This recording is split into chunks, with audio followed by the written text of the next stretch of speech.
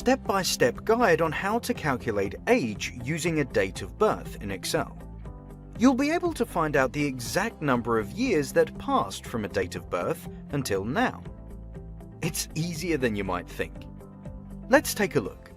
The most suitable function to calculate age in Excel is the function dateDiff.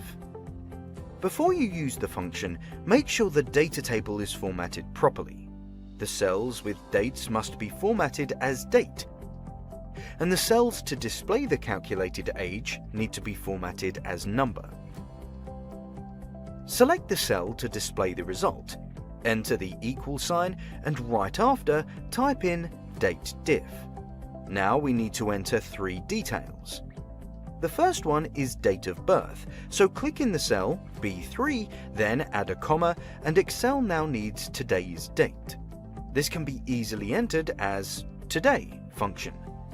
Type in today and carry on by adding the opening and the closing bracket. This command will ensure that Excel will always use the current date for its calculations, making the result always up to date.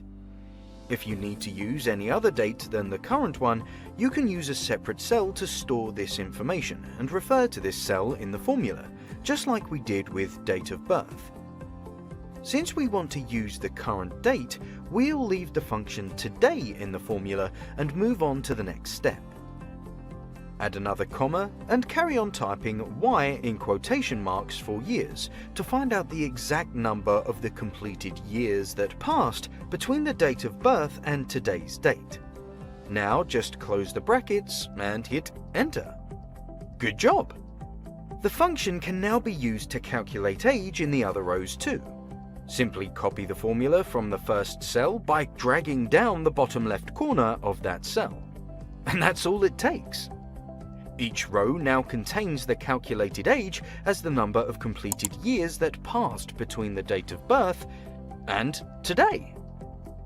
To find out the exact number of days or months, watch our video tutorial on how to calculate the difference between 2 dates in Excel. Check out the link in the description below.